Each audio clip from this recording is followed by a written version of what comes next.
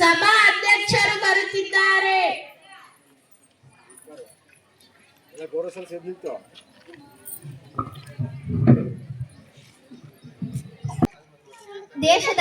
ದೇಶದ ಗಡಿಯನ್ನು ಕಾಯುತ್ತಾ ಹೋರಾಡ ವೀರರಿಗೆ ಶ್ರದ್ಧಾಂಜಲಿ ಸಲ್ಲಿಸುವ ಮೂಲಕ ಈ ಸದನವನ್ನು ಪ್ರಾರಂಭಿಸೋಣ. ಎಲ್ಲರೂ ಎದ್ದು ನಿಲ್ಲಬೇಕು. ಮೌನ ಪ್ರಾರಂಭ. ಸರಿ ಎಲ್ಲೇ ಒಂದಿಟ್ಟು ಸರಿ.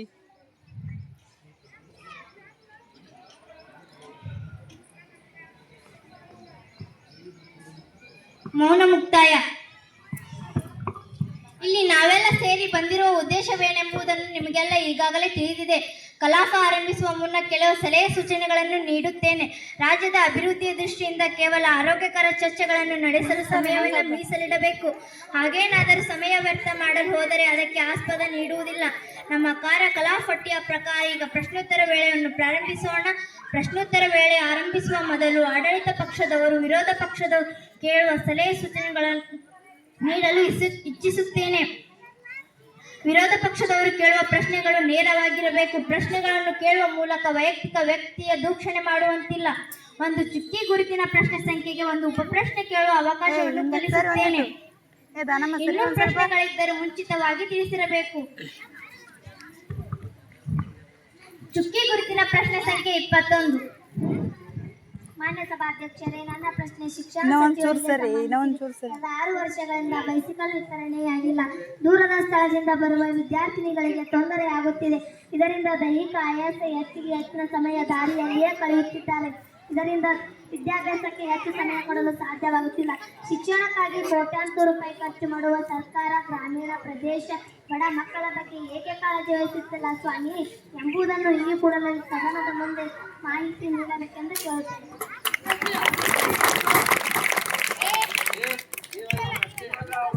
ಇದಕ್ಕೆ ಸಂಬಂಧಿಸಿದ ಸಚಿವರು ಉತ್ತರ ನೀಡಬೇಕು. ಮಾನ್ಯ ಸಭಾಧ್ಯಕ್ಷರೇ, ಮಾನ್ಯ ವಿರೋಧ ಪಕ್ಷದ ನಾಯಕರು ಪ್ರಶ್ನಿಸಿದಂತೆ ಗ್ರಾಮೀಣ ಬಡಜನರ ಮೇಲೆ ಅಪಾರವಾದ ಕಾಳಜಿ ಇದೆ. ಹಿಂದಿನ ಸರ್ಕಾರ ಮಾಡಿದ ತಪ್ಪುಗಳನ್ನು ನಾವು ಎಂದಿಗೂ ಮಾಡುವುದಿಲ್ಲ. ಶೀಘ್ರವೇ ಪ್ರತಿಯೊಂದು ಶಾಲೆಗಳಿಗೆ ಭೇಟಿ ನೀಡಿ ಅಲ್ಲಿರುವ ಮಕ್ಕಳ ಅಂಕಿ ಸಂಖ್ಯೆಗಳನ್ನು ಪಡೆದುಕೊಂಡು ನಾವು ಸೈಕಲ್ ವಿತರಣೆ ಸಲುವಾಗಿ ಮುಖ್ಯಮಂತ್ರಿಯೊಂದಿಗೆ ಚರ್ಚಿಸುತ್ತಿದ್ದೇನೆ. ಇದಷ್ಟೇ ಅಲ್ಲಿ ನಿರಂತರವಾಗಿ ಖಾಸಗಿ ಶಾಲೆಗಳಿಗೆ ಹೇಗೆ ಬಸ್ಸುಗಳ ಸೌಕರ್ಯವಿದೆಯೋ ಹಾಗೆ ನಮ್ಮ ಸರ್ಕಾರಿ ಶಾಲೆಗೂ ಕೂಡ ಬಸ್ಸುಗಳ ಸೌಕರ್ಯವಾಗಬೇಕು ಎಂದು ನಮ್ಮ ಸರ್ಕಾರವು ಕೂಡ ಹೆಚ್ಚು ಚಿಂತನೆಯನ್ನು ನಡೆಸಿದೆ. ಮತ್ತು ನಮ್ಮ ಗ್ರಾಮೀಣ ಬಡ ಜನರ ಮೇಲೆ ಹಾಗೂ ಮಕ್ಕಳ ಮೇಲೂ ಅಪಾರವಾದ ಕಾಳಜಿ ಇದೆ ಎಂಬುದನ್ನು ಈ ಸದನದ ಮುಂದೆ ಹೇಳಲು ಇಚ್ಛಿಸುತ್ತೇನೆ. ಚುಕ್ಕಿ ಗುರುತಿನ ಪ್ರಶ್ನೆ ಸಂಖ್ಯೆ 62. ಮಾನ್ಯ ಸಭಾಧ್ಯಕ್ಷರೇ, ಮಾನ್ಯ ಇಂಧನ ಸಚಿವರಿಗೆ ಸಂಬಂಧಿಸಿದೆ. ರಾಜ್ಯದ ವಿಪರೀತ ವಿದ್ಯುತ್ ಹೆಚ್ಚಳವಾಗುತ್ತಿದೆ. 200 ಕೊಡುವ ಬದಲ ಶಿಕ್ಷಣ ಸಂಸ್ಥೆಗಳಿಂದ ಅಧಿಕ ವಿದ್ಯುತ್ ಅವರ ಸಂಗ್ರಹಿಸುತ್ತಿರುವುದು. ಹಗಲು ದರೋಡೆ ಮಾಡುವಂತಲ್ಲದೆ ಜನಸಾಮಾನ್ಯರ ಬಸಿ ಕಾಣುವರ ನಿರ್ಲಕ್ಷ್ಯತೆಯಿಂದ ಇತ್ತೀಚೆಗೆ ರಾಮಗೌಡನಲ್ಲಿ ತಾಯಿ ಮಗ ಮರಣ ಹೊಂದಿದ್ದಾರೆ. ಇದಕ್ಕೆ ನಿಮ್ಮ ಬೇಜವಾಬ್ದಾರಿಯಿಂದ ರಾಜ್ಯದ ಎಷ್ಟು ಜನ ಬಲಿಯಾಗಬೇಕಂದ್ರೆ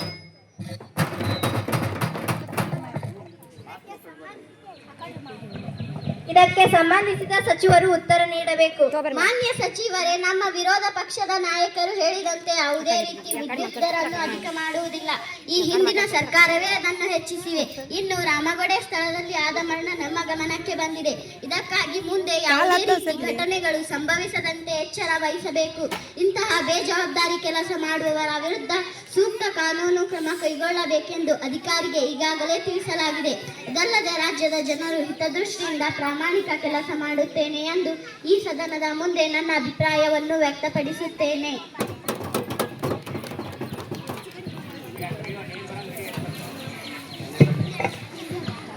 ಚುಕ್ಕಿ ಗುರುತಿನ ಪ್ರಶ್ನೆ ಸಂಖ್ಯೆ 103. ಮಾನ್ಯ ಸಭಾಧ್ಯಕ್ಷರೇ, ಮಾನ್ಯ ವಿರೋಧ ಪಕ್ಷದ ನಾಯಕರು ಪ್ರಶ್ನಿಸಿದಂತೆ ಸಾರಿಗೆ ಸಚಿವರು ಮಹಿಳಾ ಮತ್ತು ಮಕ್ಕಳ ಕಲ್ಯಾಣ ಇಲಾಖೆ ಸಚಿವರು ಮಹಿಳೆಯರಿಗೆ ಶಕ್ತಿ ತುಂಬಲು ಎಂದು ಶಕ್ತಿ ಯೋಜನೆ ಎಂಬ ಯೋಜನೆ ತಂದಿದ್ದಾರೆ. ಆದ್ದರಿಂದ ಎಷ್ಟೊಂದು ತೊಂದರೆಯಾಗುತ್ತಿದೆ. ಅಲ್ಲದೆ ಬೆಂಗಳೂರಿನಲ್ಲಿ ಒಬ್ಬ ಮಹಿಳೆ ತನ್ನ ಮುಂಗೈಯನ್ನೇ ಮುರಿದುಕೊಂಡಿದ್ದಾಳೆ. ಇದರಿಂದ ಎಷ್ಟೊಂದು ಅನಾನುಕೂಲಗಳು ಸಂಭವಿಸುತ್ತಿದೆ ಸ್ವಾಮಿ. ಅಲ್ಲದೆ ಶಾಲೆ ಕಾಲೇಜಿನಲ್ಲಿ ಮಕ್ಕಳ ಶಾಲೆಗೆ ಹೋಗದಂತಾಗಿದೆ. ನೌಕರರ ಪಾಂಡಂತೂ ಹೇಳತಿರಲಾಗಿದೆ. ನನ್ನ ಕಳಕಳಿ ಇಷ್ಟೇ, ಬಸ್ಸುಗಳ ತಮ್ಮ ಸಾಮರ್ಥ್ಯವನ್ನು ಮೀರಿ ತುಂಬಿ ಹೋಗುತ್ತಿರುವುದರಿಂದ ಆಗುತ್ತಿರುವ ಅನಾನುಕೂಲಗಳು ಅಷ್ಟಿಷ್ಟಲ್ಲ ಸ್ವಾಮಿ, ಕಾಣುತ್ತಿರುವ ಅದಕ್ಕೆ ತಕ್ಕಂತೆ ಹೆಚ್ಚುವರಿ ಬಸ್ಸುಗಳ ನಿಯೋಜನೆ ಮಾಡು ಮತ್ತು ಸಾರಿಗೆ ಸಿಬ್ಬಂದಿಯನ್ನು ನೇಮಕ ಮಾಡಿಕೊಳ್ಳಬೇಕೆಂದು ತಮ್ಮಲ್ಲಿ ಆಗ್ರಹಿಸುತ್ತೇನೆ. ಇದಕ್ಕೆ ಸಂಬಂಧಿಸಿದ ಸಚಿವರು ಉತ್ತರ ನೀಡಬೇಕು. ಮಾನ್ಯ ಸಭಾ ಅಧ್ಯಕ್ಷರೇ, ಪ್ರತಿಪಕ್ಷದ ನಾಯಕರು ಶಕ್ತಿ ಯೋಜನೆ ಬಗ್ಗೆ ಏನೇನು ಹೇಳಿದರು. ಆದರೆ ಆ ಯೋಜನೆ ರಾಜ್ಯದ ಜನತೆಯ ಸಂತೋಷವನ್ನು ಹೆಚ್ಚಿಸಿದೆ ಎಂಬುದು ನನಗೆ ಗೊತ್ತು. ಇದು ಪ್ರತಿಪಕ್ಷದವರಲ್ಲಿ ನಿದ್ದೆಗೆಡಿಸಿದಂತೆ ಕಾಣಿಸುತ್ತಿದ್ದ ಶಾಲಾ ಮಕ್ಕಳಿಗೆ ಹಾಗೂ ನೌಕರರಿಗೆ ಯಾವುದೇ ರೀತಿ ತೊಂದರೆ ಆಗುವುದಿಲ್ಲ. ಮುಖ್ಯಮಂತ್ರಿಯರಿಗೆ ಚರ್ಚಿಸಿ ಹೆಚ್ಚುವರಿ ಬಸ್ಸುಗಳು ಹಾಗೂ ಸಾರಿಗೆ ಸಿಬ್ಬಂದಿಯನ್ನು ನೇಮಕ ಮಾಡಿಕೊಳ್ಳುವುದರ ಮೂಲಕ ಇನ್ನೂ ಕೆಲವೇ ದಿನಗಳಲ್ಲಿ ಈ ಸಮಸ್ಯೆಗಳು ಬಗೆಹರಿಸುತ್ತೇನೆ ಎಂದು ಈ ಸದನದ ಮೂಲಕ ಭರವಸೆ ನೀಡುತ್ತೇನೆ. ಚುಕ್ಕಿ ಗುರುತಿನ ಪ್ರಶ್ನೆ ಸಂಖ್ಯೆ 84. ಸರಂಡಿ ಸರಿ ಈ ಕಡೆ. ಮಾನ್ಯ ಸಭಾಧ್ಯಕ್ಷರೇ, ನನ್ನ ಪ್ರಶ್ನೆ ಮಹಿಳಾ ಮತ್ತು ಮಕ್ಕಳ ಕಲ್ಯಾಣ ಇಲಾಖೆ ಸಚಿವರಿಗೆ ಸಂಬಂಧಿಸಿದೆ. ರಾಜ್ಯದಲ್ಲಿ ಬಾಲ್ಯಗಳ ಸಮಸ್ಯೆ ತುಂಬಾ ಹೆಚ್ಚಾಗಿದೆ. ಅದಲ್ಲದೆ ರಾಜ್ಯದಲ್ಲಿ ವಿಜಯಪುರದಲ್ಲಿ ವರ್ಷಕ್ಕೆ ಸುಮಾರು 20-30% ಬಾಲ್ಯಗಳು ನಡೆಯುತ್ತಿದೆ. ಇದರಿಂದಾಗಿ ಚಿಕ್ಕ ವಯಸ್ಸಿನ ಹೆಣ್ಣು ಮಕ್ಕಳು ಹಲವಾರು ಸಮಸ್ಯೆಗಳಿಂದ ತೀರಿಕೊಂಡಿದ್ದಾರೆ. ಈ ಬಗ್ಗೆ ಮಾನ್ಯ ಸಚಿವರು ಏನು ಗಮನಹರಿಸುವಂತೆ ಕಾಣುತ್ತಿಲ್ಲ. ವಸತಿ ನಿಲಯಗಳು ಕೂಡ ಸಂಪೂರ್ಣವಾಗಿ ಕೆಲಸ ಮಾಡುತ್ತಿಲ್ಲ. ಈ ವಿಷಯದ ಬಗ್ಗೆ ನೀವೇನು ಕ್ರಮ ಕೈಗೊಂಡಿದ್ದೀರಿ ಎಂಬುದನ್ನು ಈ ಕೂಡಲೇ ಸ್ಪಷ್ಟವಾಗಿ ಮಾಹಿತಿ ನೀಡಬೇಕೆಂದು ಕೇಳುತ್ತೇನೆ. ಇದಕ್ಕೆ ಸಂಬಂಧಿಸಿದ ಸಚಿವರು ಉತ್ತರ ನೀಡಬೇಕು.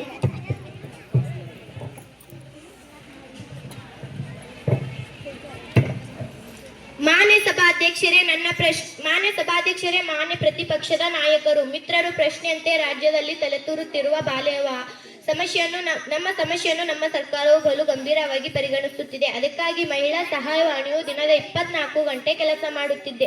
ಪ್ರಕರಣಗಳನ್ನು ಕಂಡು ಬಂದ ಕೂಡಲೇ ಅಲ್ಲಿ ಹೋಗಿ ಅದನ್ನು ತಡೆಯುತ್ತಿದೆ. ಅಷ್ಟೇ ಅಲ್ಲದೆ ಇಡೀ ಜಿಲ್ಲೆಗಳಲ್ಲಿ, ಗ್ರಾಮಗಳಲ್ಲಿ ಜಾಗೃತಿ ಕಾರ್ಯಕ್ರಮ ಕೈಗೊಳ್ಳಲಾಗುತ್ತಿದೆ. ಈ ಮೂಲಕ ಬಾಲ್ಯವನ್ನು ಹೋಗಲಾಡಿಸುತ್ತಿದೆ. ನಮ್ಮ ಸರ್ಕಾರವು ಬಹಳಷ್ಟು ಪ್ರಯತ್ನ ಮಾಡುತ್ತಿದೆ, ಬಹಳಷ್ಟು ಶ್ರಮಿಸುತ್ತಿದೆ, ಅದೇ ರೀತಿ ಸಮರ್ಪಕವಾಗಿ ಕೆಲಸ ಮಾಡುತ್ತಿದೆ ಎಂದು ಈ ಸದನದ ಮುಂದೆ ಹೇಳಲು ಇಷ್ಟಪಡುತ್ತೇನೆ. ಚುಕ್ಕಿ ಗುರುತಿನ ಪ್ರಶ್ನೆ ಸಂಖ್ಯೆ 47.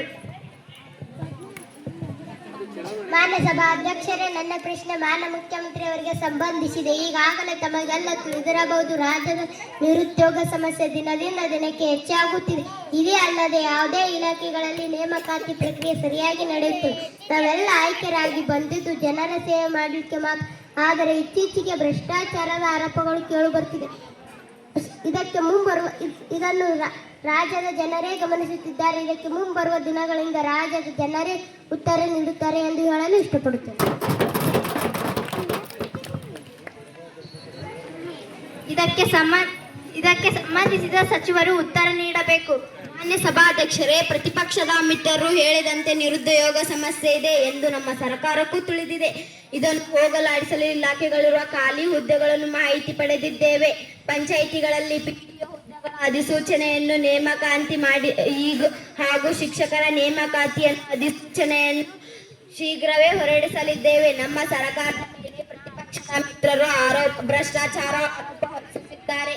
ನಮ್ಮ ಸರ್ಕಾರ ಯಾವುದೇ ಭ್ರಷ್ಟಾಚಾರ ಕೆಲಸ ಮಾಡಿರುವುದಿಲ್ಲ ಎಂದು ಈ ಸದನ ಮೂಲಕ ಹೇಳಲು ಇಷ್ಟಪಡುತ್ತೇನೆ. ಚುಕ್ಕಿ ಗುರುತಿನ ಪ್ರಶ್ನೆ ಸಂಖ್ಯೆ 72. ಮಾನ್ಯ ಸಭಾಧ್ಯಕ್ಷರೇ, ನನ್ನ ಪ್ರಶ್ನೆ ಪ್ರವಾಸೋದ್ಯಮ ಸಚಿವರಿಗೆ ಸಂಬಂಧಿಸಿದೆ. ಮಾನ್ಯ ಸಭಾಧ್ಯಕ್ಷರೇ, ನನ್ನ ಪ್ರಶ್ನೆ ಪ್ರವಾಸೋದ್ಯಮ ಸಚಿವರಿಗೆ ಸಂಬಂಧಿಸಿ. ಪ್ರತಿ ವರ್ಷವೂ ಪರಿಶಿಷ್ಟ ಜಾತಿ ಮತ್ತು ಪರಿಶಿಷ್ಟ ಪಂಗಡವರ್ಗೀಯ ವಿದ್ಯಾರ್ಥಿಗಳಿಗೆ ಪ್ರವಾಸವನ್ನು ಹಮ್ಮಿಕೊಂಡಿದೆ. ಆದರೆ ಈ ವರ್ಷ ಪ್ರವಾಸವನ್ನು ದರ್ಶನ ಮಾಡಿದಂತೆ ಕಾಣಿಸುತ್ತಿಲ್ಲ ಮತ್ತು ಇದನ್ನು ಯಾವ ಯೋಚನೆಯಲ್ಲಿದೆ ಎಂಬುದು ಈ ಸದನದ ಮುಂದೆ ಹೇಳಬೇಕೆಂದು ಕೇಳಿಕೊಳ್ಳುತ್ತೇನೆ.